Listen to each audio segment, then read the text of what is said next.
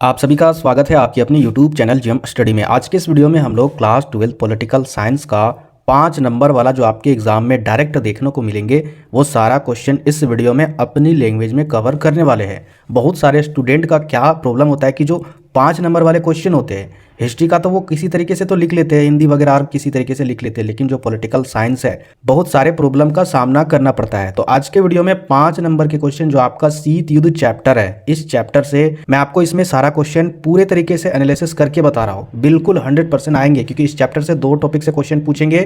पहला आपका शीत युद्ध वाला, ठीक है, शीत युद्ध से रिलेटेड पहला टॉपिक का क्वेश्चन रहने वाला है, या फिर इसके अलावे आपका गुट निरपेक्ष आंदोलन वाला टॉपिक रहने वाला है, या फिर इसके अलावे क्यूबा मिसाइल संकट। याद रखिएगा ये 3 टॉपिक पर इस चैप्टर से क्वेश्चन आएंगे। कभी भी अगर आप सेल्फ स्टडी करते हो इन 3 टॉपिक से रिलेटेड किसी भी किताब से किसी भी बुक से कवर कर लेना है। चलिए इसी 3 टॉपिक के आधार पर हम लोग यहाँ पर क्वेश्चन को कवर करेंगे और ध्यान से आपको केवल समझना है। मोबाइल को आप कहीं पर भी रख दीजिए और क्वेश्चन के आंसर को समझिए।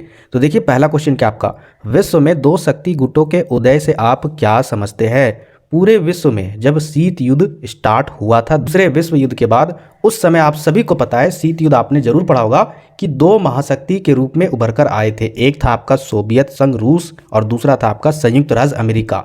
तो इन दोनों शक्ति गुटों के उदय से आप क्या समझते हैं उसके बारे में एक्सप्लेन करना, यानी ओवरऑल आपसे क्वेश्चन यही पूछ रहा है दूसरे विश्व युद्ध के बाद जो शीत युद्ध स्टार्ट हुआ वो कैसे स्टार्ट हुआ है, वही आपको 5 नंबर वाले क्वेश्चन में एक्सप्लेन करना है। तो देखिए यहाँ पर कैसे स्टार्ट हुआ शीत युद्ध, कैसे 2 शक्ति के गुट में उभर कर आए थे, ध्यान से यहाँ पर समझिएगा। द्वितीय विश्व युद्ध के समय अनेक देश सहयोग की भावना के साथ जर्मनी के खिलाफ युद्ध कर रहे थे।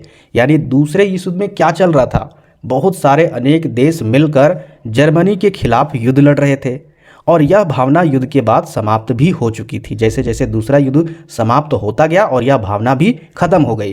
पूंजीवादी और साम्यवादी विचारधारा के प्रसार ने प्रतिद्वंद्विता की भावना को जन्म दिया। जैसे जैसे दूसरा विश्व युद्ध खत्म होता गया तो उसके बाद एक नया भावना वाला युद्ध स्टार्ट हो गया जिसको बोला गया पूंजीवादी विचारधारा और साम्यवादी विचारधारा। पूंजीवादी विचारधारा का जो विचार अपनाए हुए था वो था आपका संयुक्त राज्य अमेरिका, और साम्यवादी विचारधारा का कौन सा था, सोवियत संघ रूस।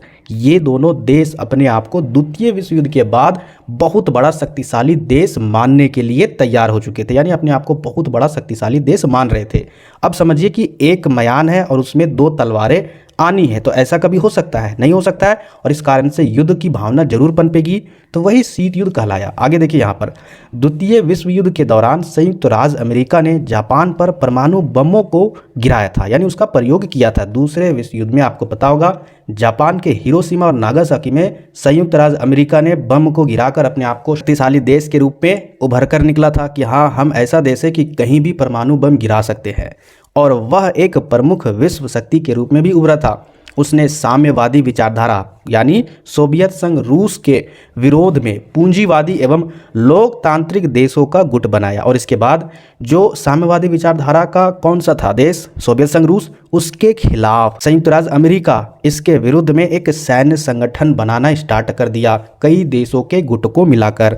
और अमेरिका के नेतृत्व में जो गुट वह बनाना चाह रहा था उस गुट को पश्चिमी गठबंधन या फिर नाटो का नाम दिया गया। अब जब सोवियत संघ के विरुद्ध में संयुक्त राज्य अमेरिका अपना एक गुट बना रहा था, सैनिक का गुट बना रहा था कई देश को मिलाकर, तो भाई ये सोवियत संघ थोड़ी ना रुकेगा। सोवियत संघ भी एक शक्तिशाली राष्ट्र के रूप में उभरा और उसने साम्यवादी विचारधारा वाले देशों का गुट बनाया, और नाटो में शामिल देशों का मुकाबला करने के लिए उसने भी एक नया सैन्य संगठन बनाया, पूर्वी गठबंधन या फिर इसे वार्सा संधि भी बोला जाता है। इसकी अगुवाई सोवियत संघ ने की थी। सोवियत संघ ने भी परमाणु अस्त्रों का भी विकास किया। सोवियत संघ ने भी परमाणु जो हथियार थे उसका विकास किया, क्योंकि भाई उसको भी शक्तिशाली बनना था।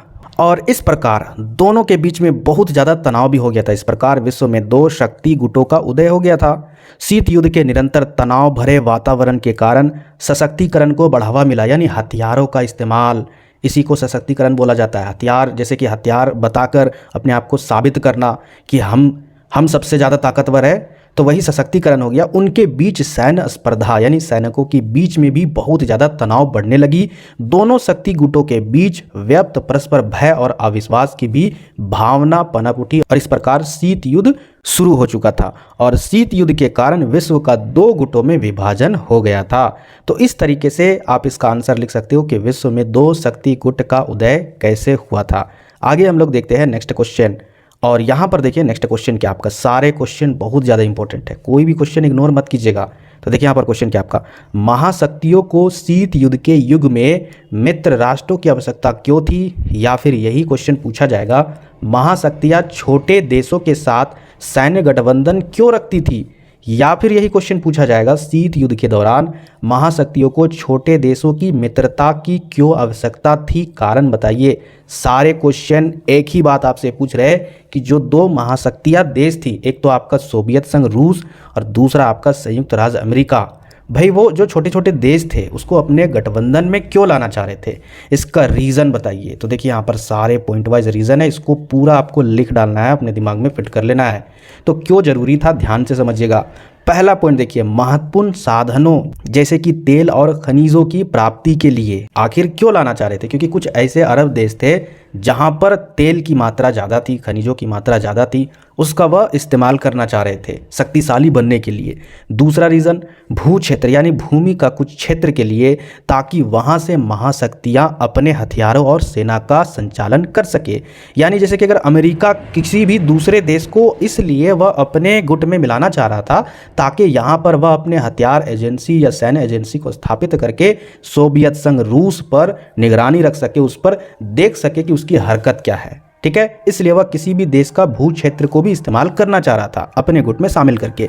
साथ ही साथ सैनिक ठिकानों के लिए जहां से महाशक्तियां एक दूसरे की जासूसी कर सके और साथ ही साथ एक दूसरे की जासूसी कर सके, वह अपने सैनिक ठिकानों को भी स्थापित करना चाह रहा था, इसीलिए वह अपने गुट में शामिल करना चाह रहा था। अगला कारण देखिए, आर्थिक मदद के लिए, जिसमें गठबंधन के अंतर्गत सम्मिलित बहुत से छोटे छोटे देश सैन्य खर्च वहन करने के सहायता से भी, यानी जो आर्थिक खर्च है उसके रिलेटेड भी वह अपने गुटों में शामिल करना चाहते थे। तो इस तरीके से आप इस प्रश्न का उत्तर दे सकते हो। आगे देखिए नेक्स्ट क्वेश्चन क्या आपका, शीत युद्ध एवं तनाव शैथिल्य में अंतर बताइए। या फिर आपसे अगर अलग अलग भी क्वेश्चन पूछे कि शीत युद्ध का उदाहरण दीजिए, तो शीत युद्ध का उदाहरण दीजिए, तो वो तो मैंने आपको पहले ही क्वेश्चन में बता दिया था, शीत युद्ध कैसे स्टार्ट हुआ था, तो वही शीत युद्ध है। ठीक है, इसके बाद ये आपका तनाव शैथिल्य, इसमें आपको आंसर मिल जाएगा, इसको आप कवर कर दीजिएगा। तो बहुत सारे क्वेश्चन कवर हो रहे हैं, आप यकीन नहीं कीजिएगा। देखिए यहाँ पर सबसे पहले आपको शीत युद्ध का उत्तर लिखना है, उसके बाद जैसे इसका उत्तर खत्म हो जाता है उसके बाद आपको तनाव शैथिल्य को डिफाइन कर देना है, क्योंकि दोनों का आंसर कहीं ना कहीं कनेक्टेड है। कैसे कनेक्टेड है? क्योंकि देखिए शीत युद्ध अगर आप नहीं लिखोगे ना, तनाव शैथिल्य का उत्तर बिल्कुल ही नहीं लिख पाओगे। दोनों में से कोई एक क्वेश्चन आएगा, आप सोचोगे नहीं शीत युद्ध को छोड़ेंगे अब तनाव शैथिल्य को लिखेंगे, तो ऐसा बिल्कुल भी नहीं है, क्योंकि दोनों के आंसर को कनेक्ट करके ही तनाव शैथिल्य के उत्तर को ही आप पूरा लिख सकते हो। देखिए यहाँ पर साफ साफ यहाँ पर लिखा गया है, दूसरे महायुद्ध के बाद यानी द्वितीय विश्व युद्ध के बाद संयुक्त राज्य अमेरिका तथा सोवियत संघ दो महाशक्तियां बनकर उभरे थे, सोवियत संघ रूस और संयुक्त राज्य अमेरिका। दूसरे विश्व युद्ध के बाद इन दोनों के गुटों के बीच प्रतिद्वंद्विता, द्वेष व टकराव की स्थिति पैदा हुई थी। यानी दोनों के बीच में अपने आप को शक्तिशाली साबित करने के लिए बहुत ज़्यादा टकराव, द्वेष, यानी एक युद्ध की जैसी भावना पनप उठी थी। किसी समय भी तीसरे विश्व युद्ध का मार्ग खुल सकता था, ऐसा भावना दोनों के बीच में पनप उठा था। ऐसा लग रहा था अब तीसरा विश्व युद्ध हो जाएगा। इसी को ही शीत युद्ध कहा जाता है। हुआ तो नहीं था, लेकिन इसी को ही शीत युद्ध कहा जाता है। अर्थात शीत युद्ध उस स्थिति को कहा जाता है जहां किसी भी देशों के बीच या दो देशों के बीच प्रतिद्वंद्विता, तनाव और संघर्ष तो जारी रहता है आपस में, लेकिन यह संघर्ष और तनाव युद्ध का रूप नहीं लेता है। आपस में एक विचारधारा का संघर्ष होता है कि तुम साम्यवादी विचारधारा के हो, हम नहीं मानते हैं, और तुम पूंजीवादी विचारधारा के हो, हम नहीं मानते। पूरे विश्व में या तो साम्यवादी विचारधारा चलेगी या फिर पूंजीवादी विचारधारा, और इसके कारण ऐसा लगता है कि चारों तरफ युद्ध की भावना है, चारों तरफ युद्ध ही युद्ध होना स्टार्ट हो जाएगा, लेकिन युद्ध नहीं होना और ऐसा तनाव बना रहना, इसी को ही कहा जाता है शीत युद्ध। ठीक है, यानी युद्ध जैसी तनाव की भावना उभरती है, लेकिन युद्ध नहीं होती है। कई बार दोनों महाशक्तियां मौकों पर, यानी उनको मौका मिलता है कि भाई अचानक यहाँ पर युद्ध हो जाएगा, सीधे सीधे मुठभेड़ की स्थिति में भी आ जाती थी। पर इस प्रकार के संघर्षों और कुछ गहन संकटों को टालने में अंतर्राष्ट्रीय दबाव और समय पर दोनों गुटों की आपसी समझ ने कारगर भूमिका निभाई। यानी ऐसा लग रहा था कि हाँ अब युद्ध हो जाएगा, लेकिन दूसरे विश्व युद्ध के बाद कुछ अंतर्राष्ट्रीय दबाव भी इन पर था कि भाई अब आपको तीसरा विश्व युद्ध नहीं स्टार्ट करना है, शांति को कायम रखना है। तो आपसी सहमति से, सूझबूझ से युद्ध को वह टाल देते थे। धीरे धीरे स्थिति सुधरी, परस्पर सहयोग एवं समन्वय बढ़ा, शीत युद्ध की गरिमा घटी और इस प्रकार के प्रयासों को ही तनाव शैथिल्य कहा जाता है। तो तनाव शैथिल्य किसे कहा जाता है? दो देशों के बीच में जो युद्ध की जैसी भावना पनपती है, उसके कारण बहुत ज़्यादा दोनों देशों के बीच में तनाव जैसा उत्पन्न होता है और इस कारण से यहाँ पर जो जो घटनाएं घटी, इसी को ही तनाव शैथिल्य कहा जाता है। हमने आपको शुरुआत में ही बताया था, शीत युद्ध को अगर डिफाइन नहीं कीजिएगा तो इसका उत्तर ही डिफाइन नहीं होगा। ठीक है, इसके कारण विश्व में परमाणु युद्ध से बचा रहा और इसके कारण ऐसा लग रहा था कि इधर से या फिर उधर से परमाणु बम का युद्ध जरूर स्टार्ट होगा। बाकी आप ये वाला लाइन मत लिखिएगा, मत याद कीजिएगा। और 1991 ईस्वी में सोवियत संघ के विघटन के साथ ही शीत युद्ध एवं तनाव शैथिल्य की भी स्थिति खत्म हो गई। 1991 में जैसे ही सोवियत संघ के जितने भी गणराज्य थे वो सारे टूट गए, बिखर गए। उसके बाद शीत युद्ध भी खत्म हो गया और पूरे विश्व में अमेरिका का वर्चस्व उभर कर आया। तो इस तरीके से आप इसका उत्तर लिख सकते हो। आगे देखिए, नेक्स्ट क्वेश्चन क्या आपका, क्यूबा का मिसाइल संकट पर एक लेख लिखे। क्यूबा का मिसाइल संकट क्या है? बहुत ज़्यादा इंपॉर्टेंट है भाई। 2023 में अगर क्वेश्चन ये नहीं पूछा गया है, ठीक है, तो 100% 2024 में पूछेगा, बिल्कुल पूछेगा। तो देखिए क्यूबा मिसाइल संकट क्या था, बहुत ही सिंपल है, कहानी के जैसा समझिए। और देखिए यहाँ पर क्वेश्चन और भी तरीके से पूछा जा सकता है कि क्यूबा का मिसाइल संकट शीत युद्ध का चरम बिंदु था, व्याख्या करें, तो वही आपको उत्तर लिखना है। क्यूबा मिसाइल संकट क्या था, इसका समाधान कैसे करें? देखिए यहाँ पर पहला पॉइंट पर है, क्यूबा अमेरिका के तट से लगा हुआ एक छोटा सा द्वीपीय देश है। द्वीप समझते हो ना, वही चीज़। तो अमेरिका के जो तट था, समुद्री तट, उससे ही सटा हुआ एक द्वीप था, उसी को ही क्यूबा बोला जाता था। यानी ये अमेरिका के ही पास में ही था, ज़्यादा दूर नहीं था। वह सोवियत संघ का मित्र देश था, लेकिन भले ही अमेरिका के पास था, लेकिन वह किसका मित्र देश था? सोवियत संघ का था। 1962 में सोवियत संघ के नेता निकिता खुश्चेव ने क्यूबा को सैनिक अड्डे के रूप में परिवर्तन करने का निर्णय लिया। यानी क्यूबा में अपने सैनिकों को भेजकर वहां पर एक सैन्य अड्डा निर्माण करना चाहे, इसका निर्णय लिया और वहां पर यानी क्यूबा में परमाणु मिसाइल तैनात कर दिए।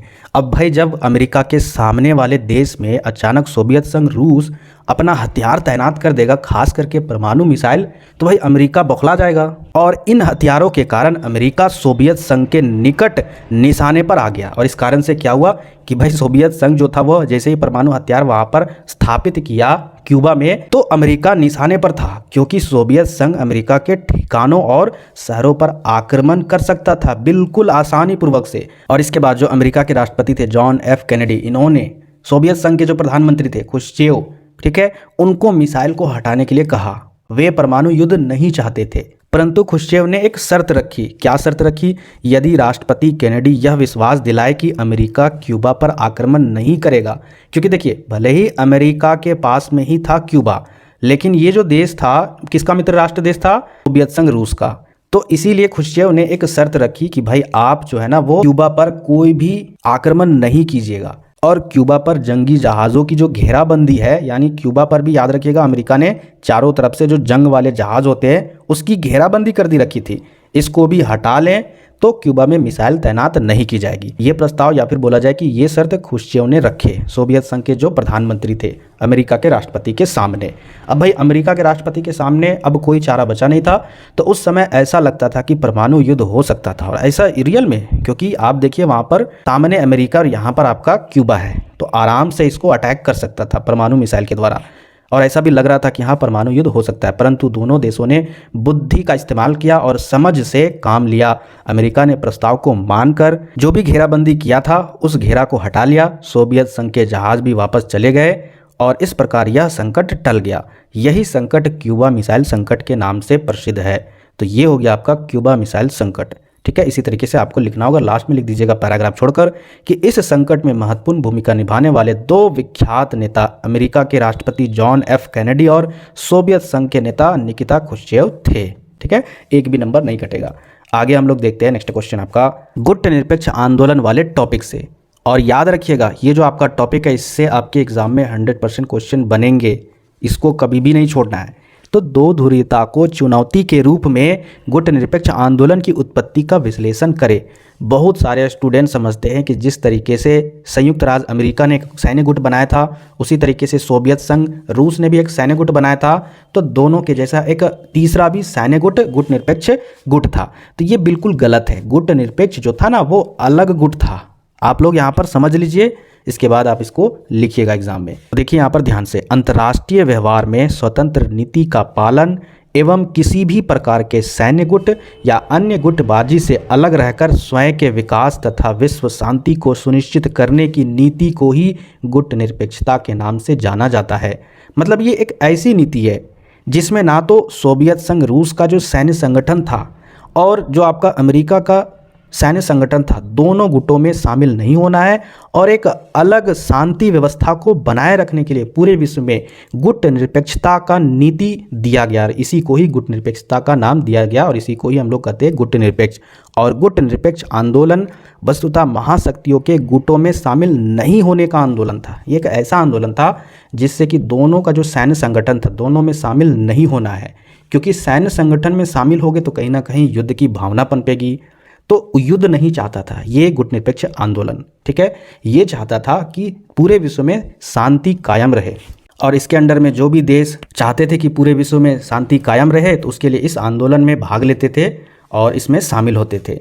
आगे देखिए, द्वितीय विश्व युद्ध के बाद शीत युद्ध ने विश्व को दो प्रतिद्वंदी गुटों में बांट दिया। दूसरे विश्व युद्ध के बाद जो आपका शीत युद्ध था इसमें आपको पता है कि पूरे विश्व को दो भागों में बांट चुका था। एक सोवियत संघ रूस की तरफ चले गए और दूसरा आपका अमेरिका की तरफ चले गए। बहुत सारे विश्व के जो देश थे, विश्व दो ध्रुवीय हो गया था, दो भाग में बट चुका था और तनाव भी बढ़ रहा था। ठीक है, इस चुनौतीपूर्ण स्थिति के संदर्भ में गुट निरपेक्षता ने एशिया और अफ्रीका और लातिनी अमेरिका के जो नए नए देश हाल फिलहाल में दूसरे विश्व युद्ध के बाद स्वतंत्र हुए थे एवं तीसरा विकल्प उन्हें दिया। क्या दिया कि भाई आप लोग चिंता ना करें, ना आपको उधर जाना है ना ही आपको इधर जाना है। आप लोग दूसरे विश्व युद्ध में युद्ध कर करके हालत आपकी खराब हो चुकी थी, अभी आप स्वतंत्र हुए हो तो आप शांति कायम रखने के लिए गुट निरपेक्ष में शामिल हो सकते हो। यही तीसरा विकल्प दिया गया और यह विकल्प था दोनों महाशक्तियों के गुटों से अलग रहने का। और 1900 पहला अंतर्राष्ट्रीय गुट निरपेक्ष सम्मेलन बेलग्रेड में हुआ जहां गुट निरपेक्ष आंदोलन का जन्म हुआ। तो इस प्रकार से गुट निरपेक्ष आंदोलन की उत्पत्ति हुआ जिसका हमने पूरी डिटेल से विश्लेषण किया। आगे देखते हैं इसी टॉपिक से आपके एग्जाम में कैसे क्वेश्चन पूछे जाएंगे। तो देखिए यहाँ पर क्या क्वेश्चन पूछा गया है कि गुट निरपेक्ष आंदोलन के उद्देश्यों की व्याख्या कीजिए। क्या क्या उद्देश्य था, देखिए ध्यान से। गुट निरपेक्ष आंदोलन महाशक्तियों के गुटों में सम्मिलित ना होने का एक आंदोलन था। पहला तो आप लोग जान चुके हैं कि दोनों गुटों में शामिल नहीं होना है महाशक्तियों के। तो देखिए यहाँ पर एक एक पॉइंट के आधार पर कि इस आंदोलन के क्या क्या उद्देश्य थे। तो पहला उद्देश्य कि उपनिवेश से स्वतंत्र हुए। उपनिवेश कहने का मतलब है बहुत सारे विश्व में देश, भारत ही नहीं, याद रखिएगा और भी बहुत सारे ऐसे देश है जो वहाँ पर या फिर ब्रिटिश सरकार या फिर किसी भी विदेशी का उपनिवेश करके वहाँ पर कब्जा किया गया था। और उससे स्वतंत्र हुए देशों में जुड़ाव करना है ताकि वे अपनी समस्याओं का समाधान मिलजुल कर करें। जो भी हाल फिलहाल में देश स्वतंत्र हुए थे वो आपस में मिलजुल कर अपनी समस्याओं का समाधान मिलजुल कर कर सके। यही एक पहला मुख्य उद्देश्य था। दूसरा, गुट निरपेक्ष आंदोलन सदस्य देशों को किसी एक महाशक्ति का पिछलग्गू नहीं बनाना चाहता बल्कि सभी देशों को अपनी स्वतंत्र विदेश नीति अपनाने पर बल देता है। आपको यहाँ पर शॉर्ट में लिखना है कि गुट निरपेक्ष आंदोलन जो है वह किसी भी सदस्य देश को किसी भी महाशक्ति के पीछे नहीं लगना है। ठीक है, आप स्वतंत्र हो अपनी नीति को यूज करने के लिए और अपने देश को एक स्वतंत्र बल बनाने के लिए। तीसरा पॉइंट है, इसका उद्देश्य असमानताओं से निपटने के लिए एक वैकल्पिक विश्व व्यवस्था भी बनना था। इससे जो विश्व में असमानताएं बन रही थी, एक अगर अमेरिका की तरफ जा रहा था तो सोवियत संघ रूस के साथ जाने वाले देशों के साथ कहीं ना कहीं एक भेदभाव पनप रहा था, असमानता बन रही थी।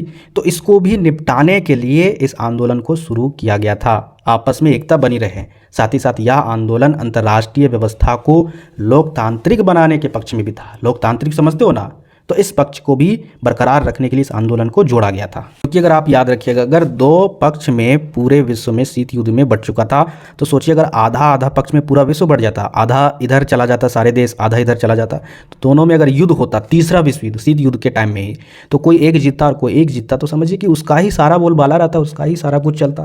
तो ये नहीं चाहते थे, यह लोकतंत्र को कायम रखना और कायम रखना चाहते थे यह आंदोलन, इसीलिए यह आंदोलन बहुत ही ज़्यादा इंपॉर्टेंट था शीत युद्ध के टाइम में। ये देखिए नेक्स्ट क्वेश्चन आपका उसी क्वेश्चन के जैसा मिलता जुलता प्रश्न है। गुट निरपेक्ष आंदोलन के किन्हीं 4 लक्षणों या फिर विशेषताओं की व्याख्या कीजिए। या फिर अगर आपसे क्वेश्चन ये भी पूछा जाए कि गुट निरपेक्ष आंदोलन से आप क्या समझते हो, इसकी प्रमुख विशेषताएं बताइए, या फिर ये भी क्वेश्चन आपसे पूछ सकता है कि गुट निरपेक्ष नीति की 2 विशेषताओं को बताइए। अब जो आपका विश्व 2 भागों में बढ़ चुका था, अलग हो चुका था, उसी को यहाँ पर इस शब्द से बोला गया है कि पृथकीकरण या फिर तटस्थता एवं गुट निरपेक्षता, इन तीनों का क्या अर्थ है। या फिर गुट निरपेक्ष आंदोलन की प्रगति पर विचार प्रस्तुति करे। या फिर आपसे ये भी क्वेश्चन पूछा जाए गुट निरपेक्षता का अर्थ ना तो अंतर्राष्ट्रीय मामलों से अलग थलग रहना था और ना ही तटस्थता है, तो इसकी व्याख्या करें। कोई भी क्वेश्चन पूछेगा ना तो यही उत्तर आपको लिखना है। देखिए यहाँ पर क्या क्या क्वालिटी है, क्या क्या विशेषताएं हैं गुट निरपेक्ष आंदोलन के, ध्यान से समझिएगा। पहला, गुट निरपेक्ष आंदोलन महाशक्तियों के गुटों में सम्मिलित ना होने का आंदोलन था। पहला में आपको ये चीज लिखना है कि जो भी महाशक्तियां 2 महाशक्तियां थी उसके गुटों में शामिल नहीं होना है। दूसरा क्या आपका, यह पृथकवाद नहीं है। पृथकवाद कहने का मतलब है इसमें देशों को बांटा नहीं जा रहा है। जिस तरीके से अमेरिका ने 1787 ईस्वी में प्रथम विश्व युद्ध का पृथकवाद की नीति को अपनाया था, उस तरीके से ये बिल्कुल भी नहीं है। इसके विपरीत भारत जैसे देशों ने शांति और स्थिरता बनाए रखने के लिए इस आंदोलन को शुरू किया है। बस आपको इतना लिख देना है। आगे देखिए, गुट निरपेक्षता आंदोलन यानी गुट निरपेक्ष आंदोलन का अर्थ तटस्थता की नीति भी नहीं है, क्योंकि तटस्थता का अभिप्राय युद्ध में सम्मिलित नहीं होना है। ठीक है, तटस्थता का मतलब क्या होता है कि युद्ध आप नहीं करोगे, शामिल नहीं होगे। लेकिन क्या होगा, लेकिन आपको पता होगा, जो भी एनसीईआरटी पढ़े होंगे, गुट निरपेक्ष देश में भी कई बार युद्ध में शामिल हुए हैं तथा युद्ध को टालने और युद्ध को समाप्त करने का भी प्रयास किया है। आगे देखिए नेक्स्ट क्या आपका 4 पॉइंट, गुट निरपेक्षता या महाशक्तियों से अलग रहने की नीति का मतलब यह नहीं है कि इस आंदोलन से जुड़े देश अपने को अंतर्राष्ट्रीय मामलों से अलग थलग रखते हैं। गुट निरपेक्ष देशों की शक्ति उनकी आपसी एकता और महाशक्तियों द्वारा अपने अपने गुट में सम्मिलित करने की पुरजोर कोशिश के बावजूद ऐसे किसी गुट में सम्मिलित ना होने के उनके संकल्प में है। कहने का मतलब है इसमें ऐसा नहीं कि आप अंतर्राष्ट्रीय मामलों में चुप रहोगे, आप बिल्कुल स्वतंत्र हो। बस इसमें यही चीज बोला गया है कि जो 2 सैन्य संगठन था उसमें आप शामिल नहीं होना है। ठीक है, तो इस तरीके से आप इसका उत्तर लिख सकते हो। आगे देखिए मोस्ट इंपॉर्टेंट क्वेश्चन, भारत ने गुट निरपेक्षता की नीति क्यों अपनाई, बहुत ज्यादा इंपॉर्टेंट है। बाकी यहाँ पर ये सारे क्वेश्चन भी अगर पूछे जाएंगे तो यही उत्तर लिखना है।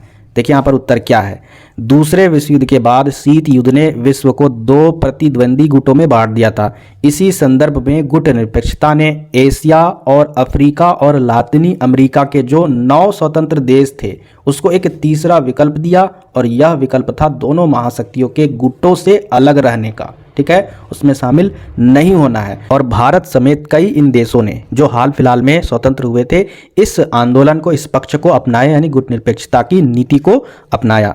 भारत ने विभिन्न कारणों से गुट निरपेक्षता की नीति अपनाई और विश्व शांति के प्रयास किए। तो देखिए क्या क्या कारण थे। पहला कारण, भारत ने स्वयं को दोनों महाशक्तियों जैसे कि संयुक्त राज्य अमेरिका एवं सोवियत संघ रूस की गुटबंदी से अलग रखा।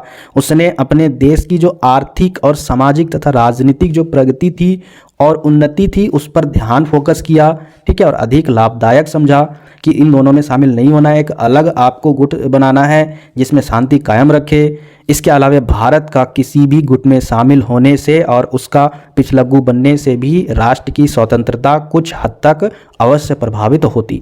अगर समझिए कि अमेरिका की तरफ भारत चला जाता तो सोवियत संघ रूस की तरफ से कहीं ना कहीं उसको नुकसान होता। भारत को हाल फिलहाल ये भी स्वतंत्र हुआ था, इधर चला जाता तो इससे नुकसान। तो भाई दोनों की ओर नहीं जाना है, एक अपना गुट बनाना है। तीसरा देखिए, और अगर भारत किसी भी गुट में शामिल हो जाता तो कोई भी अगर आंतरिक मामला था जैसे कि कश्मीर का जो मुद्दा है और बहुत सारे मुद्दे हैं, चाइना के साथ जो सीमा विवाद है, इसके अलावा श्रीलंका के साथ भी जो विवाद था, इन सभी विवादों में जो महाशक्ति है उस पर हस्तक्षेप करने का भी उनको मौका मिलता। अगला कारण है कि इस नीति के परिणाम स्वरूप भारत अंतर्राष्ट्रीय मामलों में या प्रश्नों पर स्वतंत्र रूप से कोई निर्णय ले सकता है। यानी जो गुट में शामिल हुए ना, तो जो आपका नीति है गुट निरपेक्ष नीति, इस नीति के परिणाम क्या है कि भारत अंतर्राष्ट्रीय मामलों में भी वह सवाल कर सकता है, स्वतंत्र रूप से कोई भी निर्णय ले सकता है। लेकिन अगर अमेरिका या फिर सोवियत संघ रूस की तरफ अगर मिल जाता तो किसी कारणवश वह किसी प्रश्न पर सवाल नहीं कर सकता था, किसी चीज़ पर वह निर्णय नहीं ले सकता था। ठीक है, देश को किसी भी महाशक्ति का पिछलग्गू बनने की जरूरत नहीं है, ये भारत ने सोचा। भारत ने शीत युद्ध की निंदा की, तथा निंदा कहने का मतलब है शीत युद्ध को बुरा कहा कि यह गलत है, तथा अंतर्राष्ट्रीय शांति, सुरक्षा एवं सहयोग का समर्थन किया। देश में शांति व्यवस्था कायम रहे, क्योंकि पहला विश्व युद्ध और दूसरा विश्व युद्ध में पूरी अर्थव्यवस्था चौपट हो चुकी थी पूरे विश्व में, बहुत सारे देशों की, इसलिए वह शांति चाहता था पूरे विश्व में। भारत ने दोनों महाशक्तियों के सैनिक गुटों द्वारा शस्त्रों की होड़ की कड़ी निंदा और निशस्त्रीकरण पर बल दिया। मतलब जो शीत युद्ध में दो गुटों में बंट चुके थे और महाशक्ति जो देश थे अमेरिका और सोवियत संघ रूस, इन दोनों के बीच में जो हथियारों का होड़ स्टार्ट हो चुका था, ये बोल रहा था कि मैं यहाँ पर परमाणु बम गिराऊंगा, ये बोल रहा था कि मैं यहाँ पर हथियार बम वगैरह गिराऊंगा। तो इस तरीके से जो होड़ मची थी, इसका विरोध साफ साफ भारत किया। और निशस्त्रीकरण का मतलब होता है कि जो हथियार है उसका निर्माण नहीं होना, जिससे पूरे विश्व में अशांति बने रहे, उन सभी की इन्होंने निंदा की है भारत ने। आगे देखिए नेक्स्ट पॉइंट, भारत ने दोनों गुटों के बीच मौजूद मतभेदों को कम करने की भी कोशिश की। जो अमेरिका और सोवियत संघ के बीच में जो टकराव था उसको भी कम करने की कोशिश की, और कई मौके पर जो उन दोनों के बीच में मतभेद था, पूर्णव्यापी युद्ध का जो रूप लेना था, उसको भी रोकने की कोशिश की। तो इन सभी 7 पॉइंट में से कम आप 5 पॉइंट याद कर लीजिएगा जो आप पर लगते हैं। तो गुट निरपेक्ष आंदोलन से रिलेटेड मैंने बहुत सारा क्वेश्चन करवा दिया है, बस आपको इसको पढ़ना है, सिंपल वे में, समझ में डिटेल से आ जाएगा। तो जो भी नए व्यूअर है चैनल को सब्सक्राइब कर लीजिएगा। यहाँ पर आपको पॉलिटिकल साइंस का 5 नंबर के साथ साथ 3 नंबर, 2 नंबर और एमसीक्यू क्वेश्चन का भी सीरीज आने वाला है। सपोर्ट जरूर कीजिएगा। मिलते फिर नेक्स्ट वीडियो में।